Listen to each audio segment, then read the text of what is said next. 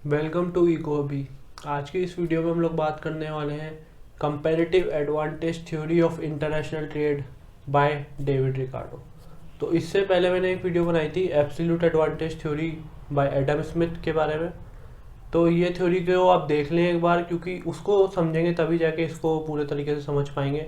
तो absolute advantage में Adam Smith ने कहा था कि एक कंट्री अगर दूसरे कंट्री के कंपैरिजन में सस्ते में एक कमोडिटी को प्रोड्यूस कर सकती है तो फिर वो उसका प्रोडक्शन करेगी और उसको एक्सपोर्ट करेगी, और दूसरी कंट्री के पास दूसरे कमोडिटी में एब्सोल्यूट एडवांटेज होगी, वो दूसरी कमोडिटी को सस्ते में प्रोड्यूस कर पाएगी तो वो उसको एक्सपोर्ट करेगी और दोनों के बीच में ट्रेड होगा और दोनों को फ़ायदा होगा।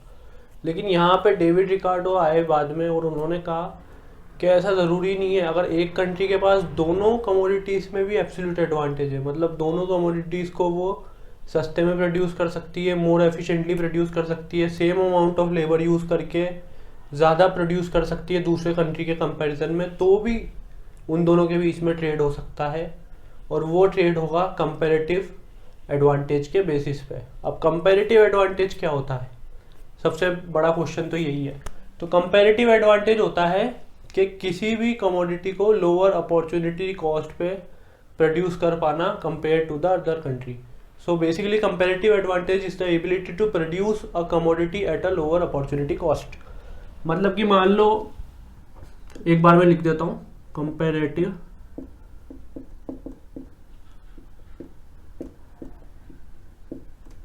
इसका मतलब है lower opportunity cost। अब अपॉर्चुनिटी कॉस्ट क्या होता है ये तो आपको वैसे पता होगा, क्योंकि अपॉर्चुनिटी कॉस्ट मतलब ये है the cost of the next best alternative foregone. मतलब कि मान लो मैंने कोई ऑप्शन चूज करा, तो उसके बाद उस ऑप्शन को चूज करने के बाद जो सेक्रीफाइस मैंने करा है उस ऑप्शन को चूज करने के लिए, वो उसकी अपॉर्चुनिटी कॉस्ट है। हम एक एग्जांपल लेते हैं, मान लो विराट कोहली है। अब विराट कोहली या तो कोई करोड़ों रुपए कमा सकता है किसी एडवर्टाइजमेंट को करके, या फिर अपनी फैमिली को ड्राइव पे लेके जा सकता है। तो ऑब्वियसली जब वो करोड़ों रुपए कमाएगा कोई एडवर्टाइजमेंट को करके, तो अपनी फैमिली को ड्राइव पे लेके नहीं जा सकता, तो वो उसकी अपॉर्चुनिटी कॉस्ट है। अगर वो एडवर्टाइजमेंट करने जा रहा है तो उसकी अपॉर्चुनिटी कॉस्ट है कि वो जो अपनी फैमिली के साथ टाइम नहीं बिता पा रहा है वो। अब यहाँ पे इंपॉर्टेंट ये है समझना कि अपॉर्चुनिटी कॉस्ट में हम हमेशा नेक्स्ट बेस्ट अल्टरनेटिव की बात करते हैं, कि मतलब उसके बाद नेक्स्ट बेस्ट चीज़ हम क्या कर सकते हैं, वो उसका सेक्रीफाइस हम देखते हैं। क्योंकि बाकी थर्ड फोर्थ फिफ्थ बेस्ट से हमें इतना कुछ फर्क नहीं पड़ता, नेक्स्ट बेस्ट को देखना ही लॉजिकल है। तो बेसिकली आप इसको ये समझ लो, अपॉर्चुनिटी कॉस्ट मतलब जो हम सेक्रीफाइस कर रहे हैं। एक अपॉर्चुनिटी को हमने चूज करा, दूसरी अपॉर्चुनिटी जो हमने खो दी वो हमारा सेक्रीफाइस है। तो फिर जब एक हमारी अपॉर्चुनिटी कॉस्ट लो है तो हमें एक एडवांटेज होती है, उसे हम कहते हैं कंपैरेटिव एडवांटेज। अब ये देखते हैं हम काम कैसे करती है, एक बार ट्रेड का एग्जांपल लेके। तो पहले एब्सोल्यूट एडवांटेज में मैंने दो कंट्री का एग्जांपल लिया था, साउथ कोरिया और इंडिया का। वही हम यहाँ पे लेंगे, साउथ कोरिया और इंडिया। ये तो हो गई कंट्रीज, और हमारी दो कम्युनिटीज ही प्रोड्यूस करते हैं, जैसे कि उस एग्जांपल में भी करते थे, मोबाइल फोन्स और कार्स। ठीक है, अब इसमें एलोकेशन देखते हैं हम क्या क्या प्रोडक्शन कैपेबिलिटीज है इनकी।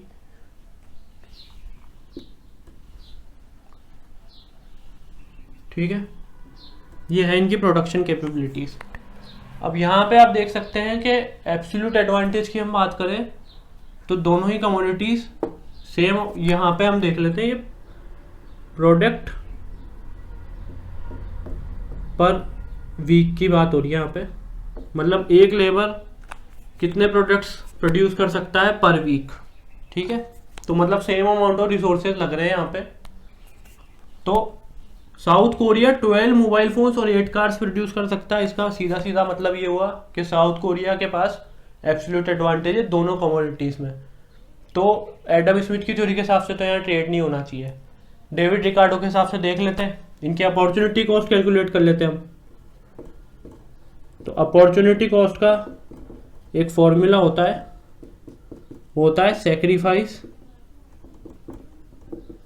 Of y divided by gain of x. तो जब हम अपॉर्चुनिटी कॉस्ट की बात कर रहे हैं एक्स कमोडिटी की, तो हम सेक्रीफाइस ऑफ वाई को डिवाइड करेंगे गेन ऑफ एक्स से। तो उससे हमें पता चल जाएगा कि एक एक्स कमोडिटी प्रोड्यूस करने के लिए हमें कितना वाई सेक्रीफाइस करना पड़ता है।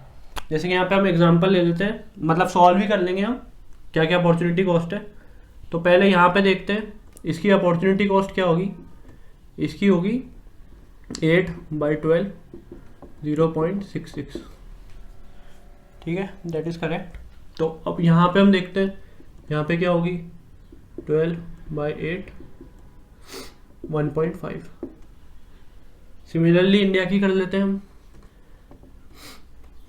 इंडिया की होगी 4/2 2, एंड इधर भी कर लेंगे हम same cheese 2/4, it will be around 0.5, it's 0.5।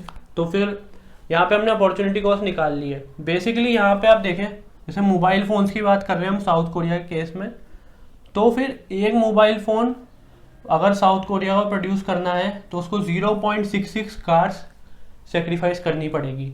Similarly अगर उसको एक कार प्रोड्यूस करना है तो उसको 1.5 मोबाइल फ़ोन सेक्रीफाइस करने पड़ेंगे। ये अपॉर्चुनिटी कॉस्ट निकाली हमने उनकी, क्योंकि वो मोबाइल फ़ोन्स में ज़्यादा प्रोडक्टिव है, कार्स में कम प्रोडक्टिव है, तो इसलिए उसको ज़्यादा मोबाइल फ़ोन्स, एक कार प्रोड्यूस करने के लिए उसको एक से ज़्यादा मोबाइल फ़ोन सेक्रीफाइस करने पड़ेंगे। तो यहाँ पे हम देखेंगे इस थ्योरी के हिसाब से, तो सीधी सी बात है कि साउथ कोरिया अपने आप में देखेगा कि मैं किस में लोअर अपॉर्चुनिटी कॉस्ट है मेरी। तो यहाँ पे कार्स में तो बहुत ज़्यादा है, तो हम ये है इसकी lowest opportunity cost south Korea के केस में 0.66, जो कि मोबाइल फ़ोन्स की, ठीक है।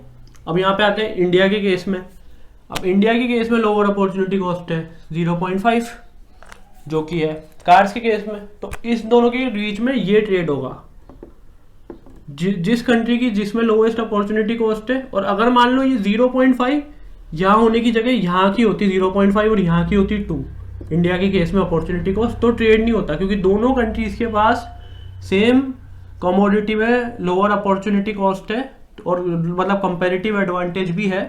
तो वो दोनों आपस में ट्रेड नहीं करेंगे, क्योंकि दोनों इस चीज़ को एक्सपोर्ट करना चाहेंगी, तो ट्रेड नहीं होगा इस सिचुएशन में। लेकिन यहाँ इस सिचुएशन में होगा, क्योंकि इसके पास मोबाइल फ़ोन्स में और उसके पास कार्स में, तो इन्होंने ट्रेड कर लेंगे और दोनों को गेन होएगा ट्रेड से। क्योंकि यहाँ पे प्रोडक्टिविटी इंडिया की देखें हम, तो इंडिया की कार्स में प्रोडक्टिविटी ज़्यादा है और इसकी मोबाइल फ़ोन्स में ज़्यादा है कंपेरेटिवली, मतलब हम अंदर ही अंदर कंपेयर करेंगे कंट्रीज़ के अंदर, तो इसलिए इसमें ट्रेड वो कर लेंगे और इसमें दोनों को गेन हो जाएगा ट्रेड से। क्योंकि इंडिया अगर मान लो प्रोड्यूस करना चाहेगा, अगर ये ट्रेड कर लेता है इंडिया उससे 12 मोबाइल फ़ोन्स ले लेता है वो इंडिया, और बदले में दे देता है उसको 12 कार्स ही, तो 12 कार्स प्रोड्यूस करने में इंडिया को लगेंगे, लेट्स सी, तो 12 कार्स प्रोड्यूस करने में इंडिया को लगेंगे 3 वीक्स, 3 वीक लगेंगे। एक लेबर, अगर एक लेबर इंडिया यूज़ कर रहा है तो उसको 3 वीक लग जाएंगे 12 कार्स प्रोड्यूस करने में, क्योंकि वो 4 कर सकता है पर वीक। और यहाँ पे हम देखेंगे साउथ कोरिया के केस में, तो साउथ कोरिया को लगेंगे 12 मोबाइल फ़ोन्स करने में 1 वीक। लेकिन इंडिया का यहाँ पे टाइम बच गया एक्चुअल में, क्योंकि इंडिया अगर मान लो डोमेस्टिकली प्रोड्यूस करता मोबाइल फ़ोन्स, तो इंडिया के लिए क्या होता, इंडिया को सिर्फ 12 मोबाइल फ़ोन्स प्रोड्यूस करने में लगते कितने वीक्स, तो इंडिया की प्रोडक्टिविटी सिर्फ 2 है, तो इंडिया को 6 वीक्स लग जाते। यहाँ पे इंडिया ने 3 वीक्स बचा लिए अपने, टाइम बचा लिया इंडिया ने अपना, ठीक है। तो और यहाँ पे साउथ कोरिया को भी एडवांटेज है, साउथ कोरिया को भी फ़ायदा हुआ, ऐसी बात नहीं है। अब साउथ कोरिया को मान लो प्रोड्यूस करनी होती 12 कार्स, तो साउथ कोरिया को लग जाते हैं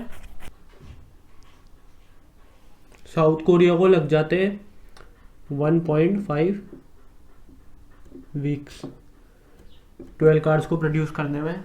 तो यहाँ पे हम देख सकते हैं क्लियरली कि साउथ कोरिया ने 1 वीक के प्रोडक्शन के मोबाइल फ़ोन्स को एक्सचेंज करके 0.5 वीक्स बचा लिए अपने, तो साउथ कोरिया का भी टाइम बचा है। तो यहाँ पे ये प्रूव हो गया है क्लियरली कि 3 वीक तो इंडिया के बचे और 0.5 वीक साउथ कोरिया के बचे। तो दोनों को फ़ायदा हुआ है और दोनों के बीच में ट्रेड होना अच्छी बात है। तो इससे हमने यहाँ पे हमने प्रूव भी कर दिया इस थ्योरी को। थ्योरी तो यहीं पे ख़त्म हो गई कि ठीक है वो ट्रेड कर लेंगे, लेकिन उसके बाद हमने प्रूव भी करके बता दिया कि हाँ कंपेरेटिव एडवांटेज की थ्योरी एक्चुअल में काम करती है। और होपफुली आपको समझ में आया होगा। Thank you for watching this video.